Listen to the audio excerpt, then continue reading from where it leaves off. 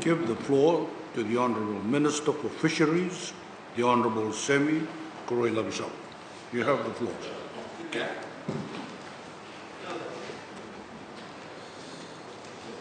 Thank you, Honourable Speaker, sir. First, I wish to take this opportunity to repeat the sentiments expressed by honourable members who have spoken before me in congratulating His Excellency Ratu Williame Katunibere on his appointment as the new President of the Republic of Fiji. I also rise to thank His Excellency for his most gracious speech in the opening of Parliament on Monday, the 22nd of November, in which he recognized his predecessor, His Excellency Major General Tiochi Konusi Konrote, for his exemplary leadership, which is accredited to his decades of service to the Fijian people in the pursuit of peace. Honourable Speaker, sir, His Excellency reaffirmed to this August Parliament, as rightly stressed to all Fijians, the importance of our democracy as created under the 2013 Constitution. This Constitution is different from past constitutions where the system failed to deliver equality. This has definitely been proven in our current Constitution, which has created equal opportunities for all Fijians. Honourable Speaker, sir, as clearly conveyed in His Excellency's speech, Fiji is home to people that want stability and prosperity, and who are wise and resilient, people who have accepted the principle of one vote, one person with equal opportunities. Our unity has also been evident in our vaccination program rollout and resulting in statistics that have grown to more than 90% vaccination. This result has been achieved through the Honourable Prime Minister's lead in encouraging all eligible Fijians to be vaccinated. This itself, Honourable Speaker, sir, signifies our people's support and good understanding, patriotism, and our willingness to achieve our nation's collective goal in mitigating and adapting to the challenges posed by COVID-19. These efforts and our ability to control the spread of this global virus are commendable, and I would like to acknowledge those who have dedicated their time and efforts to fight COVID-19. To our frontliners, including our health workers, security forces, civil servants, and our partners, both overseas and local, Vinakabakalevu, thank you for a job well done. It is imperative that we continue the efforts and let's not put our guard down. Honourable Speaker, sir, mirroring the statement by His Excellency the President, it is certain that we cannot be complacent in our path to progress. While we continue to face challenges, we as leaders and dedicated citizens of this beloved nation, we must seize every opportunity to participate in the progress in our economic recovery, while closely considering the connections that will have our natural resources, our environment, our cultures, and our livelihoods. And to re-emphasize, Honourable Speaker, sir, the uncertainty of COVID-19 only reinforces the need for our long-term commitment towards collaboration to achieve our medium and long-term goals. Honourable Speaker, sir, at this juncture, I would like to commend His Excellency for recognizing the efforts undertaken by our Honourable Prime Minister in the climate negotiations during COP26. It is not a fair fight when you're negotiating with large and powerful developed nations, but similar to a single drop of a pin that lands on a large volume of water, the impact will not be instant, but we are still sending ripples that are taking effect and are being recognized. As we need to continue to push, these ripples will ultimately result in changes that will benefit us and the generations to come. Fiji is fighting and punching beyond its physical size and leading the small island states to be recognized and noticed by bigger, richer, and powerful nations around the world. Honorable Speaker, sir, His Excellency the President has vividly expressed how climate change is being felt at all levels of our society. The loss of coastal watersheds, fishing grounds, coastlines, fish stocks, farming areas are all the results of climate change.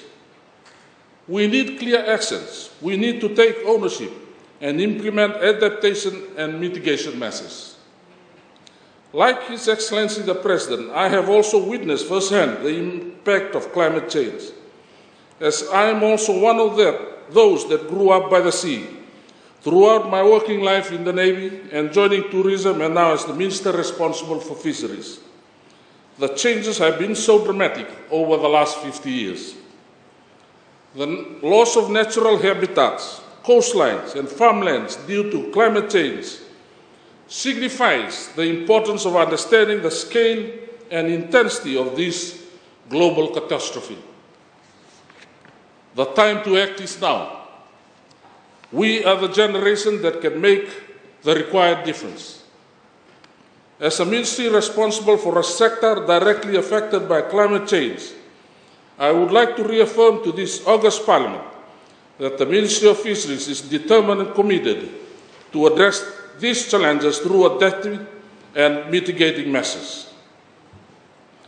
These measures include application of innovative technology and practices, development of clean and efficient energy, boosting our efforts to protect reefs and ocean ecosystems, having a supportive policy and legislative framework, and to create a legal framework to effectively enforce and prosecute identified offenders. All of these, Honourable Speaker, sir, were raised by His Excellency in his most gracious speech and are areas that the Ministry of Fisheries will address. As a responsible ministry, we are implementing opportunities that are safe and that will not be of adverse cost to our children, our grandchildren, and the future generations. At this juncture, Honourable Speaker, sir, I would like to speak briefly on how the Ministry of Fisheries will continue to address these important matters. First, as a country, we need to push for innovative technology and practices. Then apply these innovative technologies and practices on the ground. Honourable Speaker, sir, being innovative means thinking outside the box or having the ability to be innovative under the most difficult circumstances. In addressing our current needs, innovation is being practiced on how we mitigate and adapt to changes brought in by climate change. Through innovative technology, we are able to address the loss of farmland from saltwater intrusion by converting these inundated lands to aquaculture or fish breeding purposes. This will need huge financial assistance and input by government, our overseas partners, and the participation of the private sector investors. The use of improved technology has enabled us to use these farmlands into profitable and manageable aquaculture sites, and the Ministry of Fisheries has identified suitable sites in Vitilevu and in Vonualevu. We will be initiating startup developments to use these sites and boost economic activities through improved livelihoods under our aquaculture program. Honourable Speaker, sir, with the support of our development partners, the Zamboni multipurpose hatchery is now in full operation, with white shrimp now available to be bred within the identified sites. In meeting the demands for clean energy and solar, Honourable Speaker, sir, Fisheries has been implementing this through the Solar Freezer project for rural and maritime communities. To date, we have been able to strategically roll out units to rural maritime islands around Vonualevu, Vitilevu, Lomaiviti, Lau, Kandavu, and Esau. In the coming weeks, through the assistance of the Japanese government, we will be installing 8 solar units in Esau as means of improved livelihoods for those that have been displaced or have lost employment mainly from the tourism industry as a result of COVID-19. Additional projects to support the MESA include the installation of the Rambi Solar Ice Plant Project, the Eco-Refrigerant Project for Sabu and Bunsea, projects intended for completion in the next few months with an ultimate aim of replications to other areas around Fiji. Honourable Speaker, sir, we will continue to look for clean source of energy as it addresses the need to reduce carbon emission and it's cost-effective to communities, providing them with better livelihoods.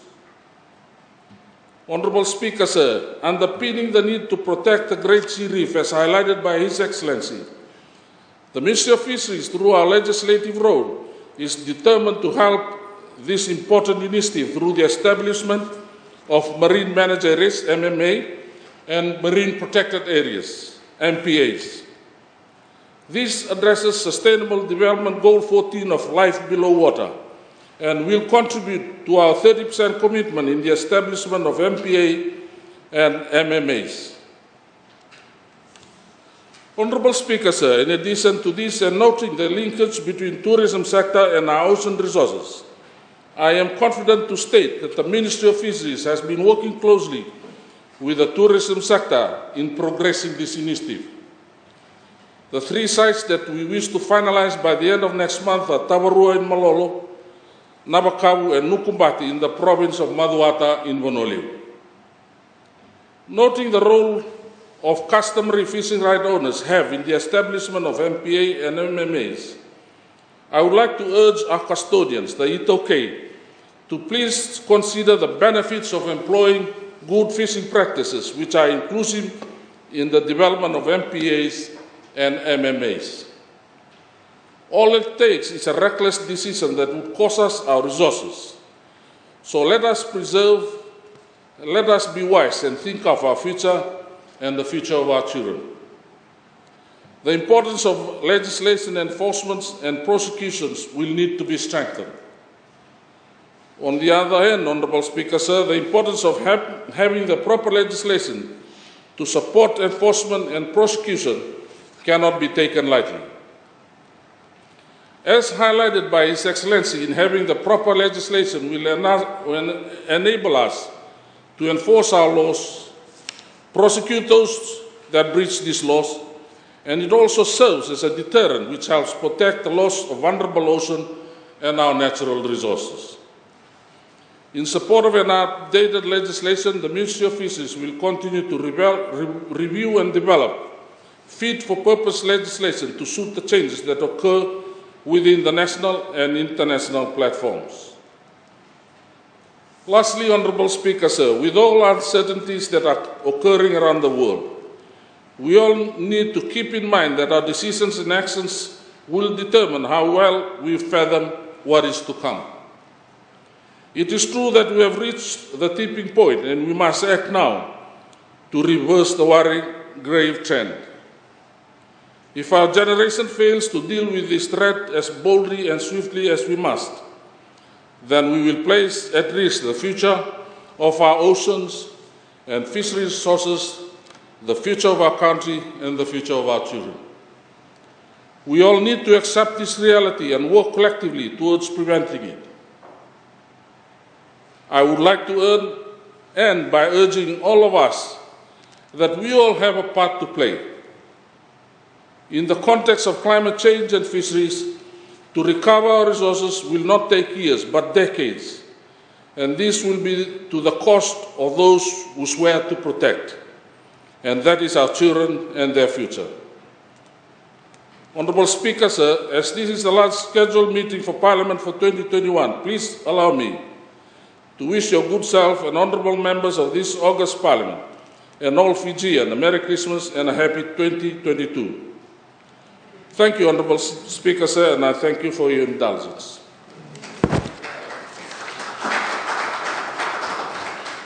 I thank the Honourable Minister for his contribution to the debate. I now give